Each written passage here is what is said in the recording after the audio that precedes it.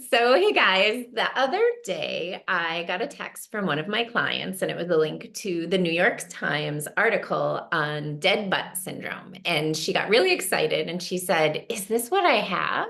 And then that same week, a few other clients asked about it. So, I thought it might be nice to talk about dead butt syndrome. What it is, if you have it, and why that might matter. And my short answer to her was like, yes, that you could call it that if you want, and that's not the only problem. Because everything we do, like our whole body is involved. And when your butt does go dead, and I think it says like gluteal atrophy, I think that's a term it mentions in there. A lot of times it's because your shoulders get really hunched over and you're like pulling your erector muscles tight, and then you're pulling your glutes really, really long.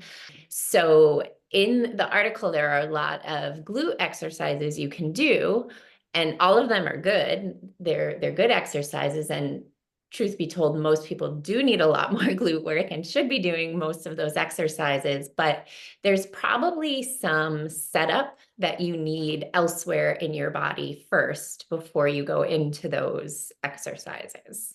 Do you guys have thoughts on that? Yeah, what comes to mind? So gluteal amnesia is another term for that too.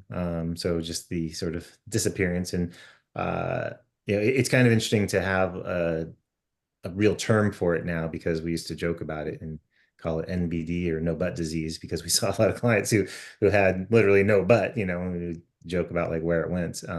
And it has a lot to do with, well, there's two things. So there's the postural position, right? So if someone is tucked under, posterior pelvic tilt, then that's going to make their butt disappear in and by itself. And when the pelvis goes, the lumbar spine goes into flexion, and then the whole C curve of the spine can start, the head forward position that can go with that.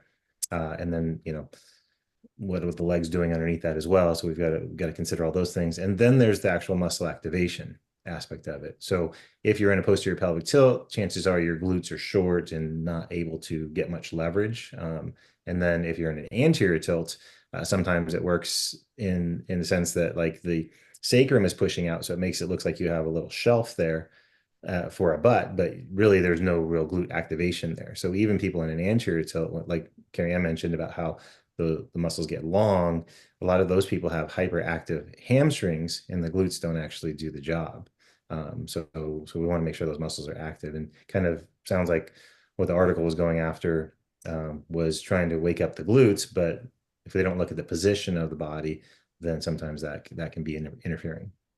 Yeah, I think a lot of, and it has to be individually tested to see what is activating and what isn't. But sometimes, and a lot of people, just because their upper back is in, I guess, such a stuck position, you have to do some thoracic work just to even gain some length before you even want to worry about the glutes. Like it isn't always the first thing you go to. You can, but it's not always the best thing. And so before everybody gets really excited about this new like diagnosis and just is like, oh, that's what I have. I just can focus on, bridging and squeezing my butt, and then I'm going to be better. I just want people to know that there are other things and other parts of your body that go into it. So, and putting a name on something can be really reassuring, but it doesn't make it go away. Yeah, uh, is there a pill for that now? Is there a yeah. shot for that now? Is there, some surgery that I can do to get my glutes back? You can look Yeah. like Well, it, but there's a surgery you can do to look like you have yeah, glutes, you can but look like that you're surgery getting, doesn't make them any more functional. yeah, you can get implants anywhere. But anyways, yeah.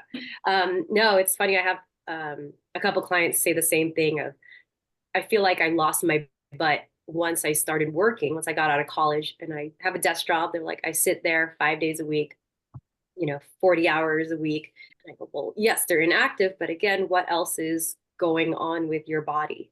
Because you can do as many, like glute contractions, like bridges, but is that actually what's turning on when you're actually trying to contract? Or is it your lower back? Or is it your hamstring? Something above or below that's making it look like it's doing the work because you're doing the motion of a bridge, but my lower back is what's actually hurting while doing a bridge instead of my glutes actually squeezing and contracting. So I feel like I'm saying this every time, but I tell people take breaks. Best thing to do is I use my little Apple Watch that tells me, hey, you've been sitting on your butt for an hour. It's time to get up. So I will get up and I'll walk. I'll get a drink of water. I'll move around for a few minutes, do a couple exercises, and then I'll sit back down. I know it's hard, especially if you're kind of in the thick of something to do it, but at least then if you get a second notification saying, hey, stand up, it's been an hour, and I go, oh gosh, I didn't stand up the last hour. It's been 2 hours and I've been here on my butt. And then I'll actually connect with myself and go, how do I feel? And I go, oh, okay, I do feel very stagnant. I feel like I can't even straighten up. It's almost like if you've ever been in a long car ride and you've been sitting for 6 hours or 8 hours. And once you get out, it takes a moment for you to fully straighten up into a standing position because you feel like you're stuck. But yeah, so I tell people, take breaks, stop working for 5 minutes and then jump back in. Yeah, I have a similar approach for my clients that are constantly sitting and maybe they don't even have the option for a standing desk, which I still think we need to toggle between the two, not just stick to one. Really, it is just like give yourself a break, whether it's just resetting your sitting posture, sitting up an extension, or taking a walk or anything like that, just getting the whole body moving and not just, I don't know, at the end of the day or the beginning of the day doing bridges and just trying to activate that way, just getting everything from head to toe kind of active as you continue working. I feel like that is the most helpful thing because the body is not meant to sit or stand in one position for 8 hours, 9 hours at a time.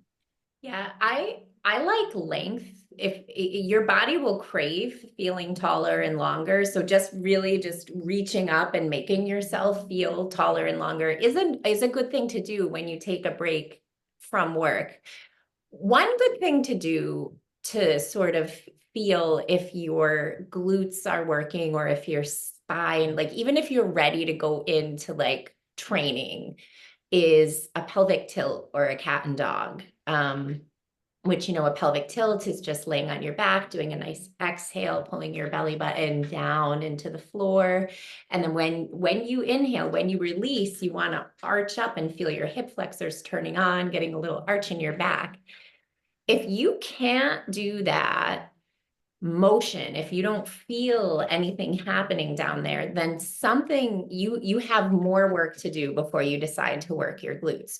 Or if when you tuck under, you go right to the glutes and you just feel your glutes activate and you don't ever feel your abs or your hip flexors, you have more work to do somewhere else. Your spine being able to move in all areas is really important and one of the first things that has to happen before you tack on harder work.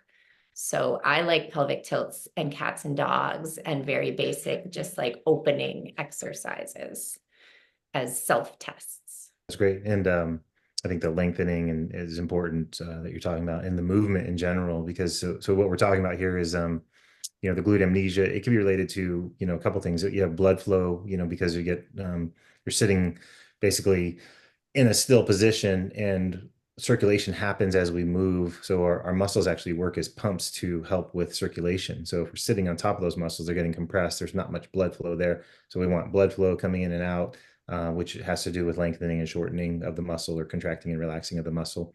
And then you also have nerve compression that can happen as well because we're just sitting on top of that. So that's where that numbness or amnesia can come in. And just to recap what we're talking about too in terms of muscles, then we're talking about the glute max, which is the one that we all think about, which is the main butt muscle. But they also have the side butt muscles, which we find with a lot of our clients that those muscles are shut off or inhibited or not doing their job. And that has a lot to do with not just movement, but then also pelvic position. So if we're in a hip elevation, for instance, then one side is long, or maybe that lateral glute, the glute medius, glute minimus are inhibited there or not doing their job. And the other one might be actually short and tight. and stuck. So that's where that postural positioning comes in also. And so that can also speak to the types of movement. So it's great, get up, walk. Stairs are good. You can, put one foot up on top of a chair and kind of stretch and do things that way. The antagonist to your glute also is your hip flexor. So getting your hips to open up on the front as well. And then, lengthen on the front, and that will allow the reciprocation also of the glute to do its job. So moving back and forth in flexion. So going up and down stairs, I think you guys mentioned that also, but going up 2 steps, even getting that, long elongated stride. Every time you hit the ground walking too, your glute is supposed to fire. So that's the, we're really not designed to sit. Like, our human evolution was not based on sitting at a desk or in a chair for hours at a time. So it's really based on movement. So our body operates and moves or works most efficiently with that. So if things are starting to shut down, I guess the people who understand that, like, that see that they have glute amnesia, that's a good thing. Like, listen to the signs, and then, yeah, let's do something about it. And you can do something about it, through movement, through exercise. Because, like, your client, Carrie Ann, that you brought in, was there anything specific going back to her? Was there anything specific with her that you? He actually has frozen shoulder. That's why she's coming in. Which with her, I went through the whole thing about how your upper back is locking out your back and leading to your glutes not turning on. But also it could go back to her glutes not firing for so many years, which is why she's got frozen shoulder now. Exactly, the body working as a unit rather than looking at it as isolated parts.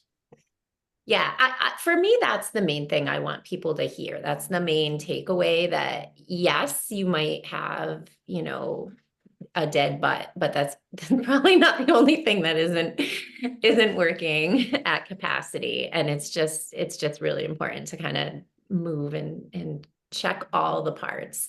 And the one thing that you talked a lot about going up and down stairs and walking, but lateral movement is also important, especially if you want to get like glute med, like shuffle sideways, dance is good for you.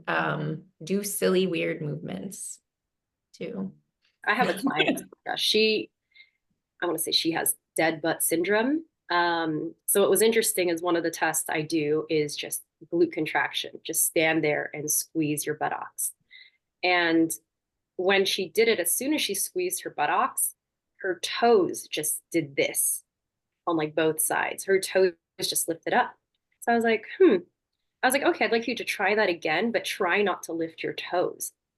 And she was like, oh gosh, this is really hard. She couldn't, because then she was trying to grip her toes to the floor, and then her shoulders just did this. So kind of like opposite ends of her body were pulling to get her glutes to actually contract. And then I was like, oh, your shoulders went up. And she's like, I felt that. So I was like, try not to have your shoulders or your toes.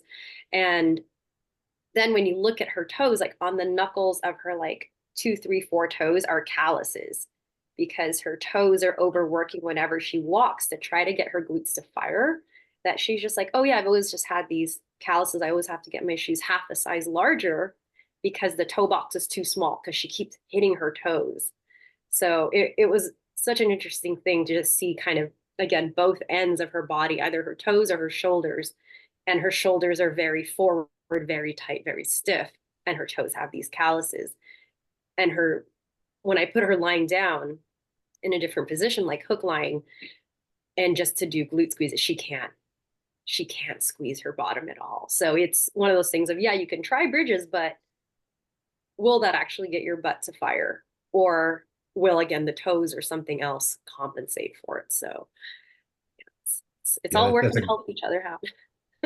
Yeah, that's a great point about compensation through the body and how certain areas will compensate. So and it reminds me, yeah, for decades we've been dealing with glute amnesia and dead butt syndrome with people. We just didn't have the proper name for it. So now that it has been dubbed as such, then we can use that term and people will get it as far as what we're talking about. But yeah, so that is a good test for people, maybe watching this. They can stand up and just try and squeeze your glutes, because there's so many people who can't even do that, or they feel one side working and not the other side working. And that's not just after you've been sitting for hours, that's anytime. And then you may watch in the mirror too, like, yeah, does something else contract? Or maybe you feel your quads instead of your glutes firing, or maybe you feel you have to get your abdominals involved, and it's not really your glutes. The other thing that you should observe, if you have a full length mirror, observe your knees. So put on some shorts or something, and watch your knees, because when you squeeze your glutes, they're external rotators. So worked with a lot of people who, like, I'll ask them to do that, and they'll go like, yeah, and I can't see, so they're facing me. So are you squeezing your glutes? And then they'll go, yeah, I'm squeezing them.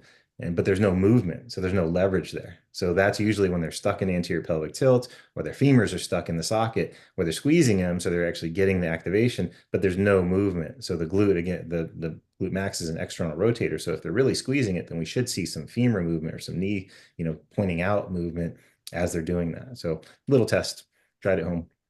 Are we good? As in go.